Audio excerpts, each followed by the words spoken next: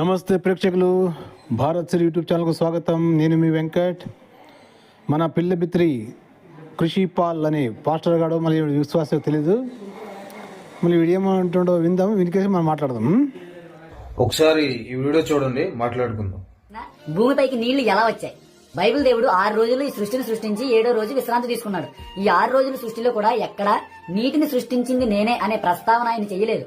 కానీ అప్పటికే భూమి మీద నీళ్లు ఉన్నాయని, ఆయన ఆత్మ జలముని పైన అల్లాడుచుందని ఆదికాండం 1వ అధ్యాయం 2వ వచనంలో ఆయన రాయించాడు. అంటే ఆల్రెడీ భూమి మీద నీళ్లు ఉన్నాయి. ఆ నీళ్లు ఎలా వచ్చాయి? ఆ నీటిని ఏర్పరిచింది ఎవరు? అయితే యోహాను సువార్త 1వ అధ్యాయం 3వ వచనం. ఆ యోహాను సువార్త 1వ అధ్యాయం 3వ వచనంలో కలిగి ఉన్నదేది ఆయన లేకుండా కలుగలేదు, కలిగి ఉన్నదేది ఆయన లేకుండా కలుగలేదు అన్నటువంటి మాట మనం అక్కడ చూస్తాం. ఆదికాండంలో సృష్టి క్రమంలో సమస్తాన్ని కలుగును గాక అని రాయబడి ఈ ఒక్క విషయం రాయబడినంత మాత్రాన అవి ఎక్కడి నుంచో వచ్చేసినట్టు కాదు, వాటంతట అవే సృష్టింపబడ్డట్టు కూడా కావు, వాటంతట అవే తయారైనట్టు కూడా కాదు. కలిగి ఉన్నది ఏది కూడా ఆయన లేకుండా కలుగలేదు. ఆ నీరేమి, భూమి ఏమి, పైన ఆకాశం ఏమి, నక్షత్రాలేమి, సృష్టి ఏమి, సమస్త జీవరాశులేమి దేవుడి వలననే, దేవుని ఆజ్ఞ మేరకే కలిగే. దేవుడు లేకుండా ఏది కూడా కలుగలేదు. మీలో ఎవరికైనా ఇంకా బైబిల్లో ఇలాంటి ప్రశ్నలు ఉంటే కామెంట్ చేయండి. ఇలాంటి డౌట్స్ ఉన్న వారికి ఈ యొక్క వీడియోని షేర్ చేయండి. మంచి మర్యాద లేని ఎదవల్లారా, ఏం జన్మరా మీది? ఏమిరా ఉపయోగం దేశానికి నీ వల్ల? కృషి పాలు అక్కడ ఆయన ఏమైనా భూమి పైన నీళ్ళు ఎలా వచ్చాయని అడిగాడు కదా. నువ్వేమంటున్నావు? ఆది కాండంలో సృష్టి క్రమం గురించి రాయబడింది. సృష్టి క్రమం గురించి రాయబడినప్పుడు అక్కడ తెలుపలు కానీ నీళ్లు నేను సృష్టించాను అనికేసి, మళ్ళీ అలాంటప్పుడు యోహాను సువార్త 1వ అధ్యాయం 3వ అధ్యాయంలో కలిగి ఉన్నది ఏది ఆయన లేకుండా కలగలేదని ఎవడో చెప్తుంటే ఎలా నమ్ముతారా? అవునా ప్రేక్షకులు? సృష్టి క్రమం గురించి రాసేటప్పుడు అక్కడ రాయాలి కదా, అక్కడ రాస్తుంటే అది సృష్టి క్రమంలోకి వస్తుంది కదా.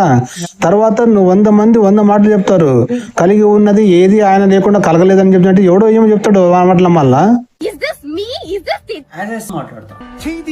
బతుకు బురదలో పంది బతుకుతుంది, నువ్వు బతుకుతున్నావు. సృష్టి క్రమం దేవుడు రాపించేటప్పుడు రాసింది నమ్మల్నా కదా ప్రేక్షకులు? తర్వాత యోహాను సువార్తో, ఆ సువార్తో, ఈ సువార్తో ఎవడో వచ్చి ఏదో చెప్తుంటే అది నమ్మల్నా? నేను చెప్తాను కలిగి ఉన్నది దాంట్లో నీళ్ళు వాడి నుంచి కలగదని నేను చెప్తాను, నమ్ముతావా కదా? మళ్ళీ ఏమన్నావు? ఇంకా ఏదైనా డౌట్స్ ఉన్నారో తమ్మి మళ్ళీ చెప్తావా? ఆది కాండంలో సూర్యుడిని చంద్రుడిని పుట్టించాడు, నక్షత్రాలను తయారు చేశాడని చెప్పావు కదా. సూర్యుడు పగలు వెలగడానికి, చంద్రుడు రాత్రి వెలగడానికి చేశాడని రాశారు బైబిల్లో, అవునా? మళ్ళీ నక్షత్రాలు కూడా చేశాడని రాయబడింది. మరి నక్షత్రాలు దేనికోసం సృష్టించాడు? ఏమి వెలగడానికి చెప్పలేదు కదా బైబిల్లో, చెప్పలేదు కదా. నువ్వు చెప్తావా? తర్వాత అవ్వ ఆదంకి కయీన్ హేబెల్ అనికేసి 2 కొడుకులు ఉంటారు, అవునా? వాడు కయీన్ హేబెల్ని చంపేస్తాడు. తర్వాత మీ బైబిల్ దేవుడు వానికి దేశ దిమ్మరైపోవనికేసి శపిస్తాడు. అప్పుడు వాడేమంటాడు? అయ్యా నువ్వు దేశ దిమ్మరైపోవని చెప్తున్నావు, మళ్ళీ నన్ను ఎవరైనా గుర్తుపట్టి చంపేస్తే ఎలాగా అనిపిస్తే అడిగితే, నిన్ను ఎవరు గుర్తుపట్టకుండా నీ మీద ఒక గుర్తు వేస్తాను కదా, గుర్తు వేస్తాడు. మళ్ళీ ప్రపంచంలో ఎవరు లేనప్పుడు, వాళ్ళ ముగ్గురే ఉన్నప్పుడు ఎవడు గుర్తు పెడతాడు, ఎవడు చంపుతాడు కదా. ఇప్పుడు వానికంటే తెలీదు ప్రపంచంలో ఎవరు ఉన్నారో లేదో, మళ్ళీ ఎవరు గుర్తుపడతలేదని వానికి తెలీదు. మళ్ళీ మీ యెహోవా దేవునికి తెలుసు కదా, ప్రపంచంలో ఎవరు లేరురా మూర్ఖుడా, నిన్ను ఎవరు గుర్తుపడతాడు, ఎవరు చంపుతానికి అనొచ్చు కదా. దమ్ముంటే మా ఎదురుకుండా వచ్చి కొట్టు. లేదు, నేను ఎవరు గుర్తుపట్టకుండా నీకు ఒక గుర్తు వేస్తానికి గుర్తు వేసి చంపిస్తాడు కదా. మళ్ళీ మీ దేవుడు అజ్ఞాన చెప్పు.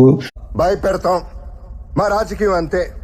రెండోది, అవ్వ ఆదంకి పుట్టినోడు హేబెలు కయీను కదా. కయీను చంపిన తర్వాత హేబెలు దేశ దిమ్మరైపోయినప్పుడు పెళ్లి చేసుకుని పోయాడని రాసినారు. మరి ఎవరిని పెళ్లి చేసుకున్నాడు? ఉన్నది ముగ్గురే కదా. మీ 2 తెలుగు రాష్ట్రాల పండితుడు జాన్ బాబు పాస్టర్ ఏం చెప్పాడంటే కరుణాకర్తో, లేదు అప్పుడు కయీన్కే పుట్టిన, ఎవరికి అవ్వ ఆదం పుట్టిన కూతురుని చేసుకున్నాడు అని చెప్తాడు. అంటే చెల్లెల్ని చేసుకున్నాడని అర్థం కదా. ఇప్పుడు మీరు అవ్వ ఆదం సంతానం నమ్ముతున్నారు కదా, మరి ఇప్పుడు మీ బైబిల్ ప్రకారం అన్న చెల్లెల్ని పెళ్లి చేసుకోవచ్చు కదా. మళ్ళీ మన భారతదేశంలోనూ క్రైస్తవులకి మీ ఇంట్లో పుట్టిన అన్న చెల్లెలకి పెళ్లి చేయండి, బయట ఎవరికి ఇవ్వద్దండి, ఎందుకంటే మన సంతానం మనకే ఉంటుంది, మనం అన్న చెల్లెలు చేసుకునే వాళ్ళమే, వంశం వచ్చిన వాళ్ళమే.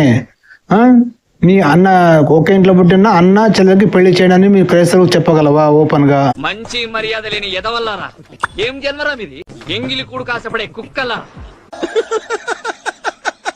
వేసేసాడు, బాగా వేసేసాడు. కదా ప్రేక్షకులు, మరి నా ప్రశ్నలు ఉన్నాయి, మళ్ళీ ఈ ప్రశ్నలకు సమాధానం చెప్పు ఖుషి పాల్. మళ్ళీ ఇంకొక వీడియోతో మళ్ళీ కలుసుకుందాం. అప్పుడు చెప్పండి. జై హింద్, వందే మాతరం, భారత్ మాతాకి జై.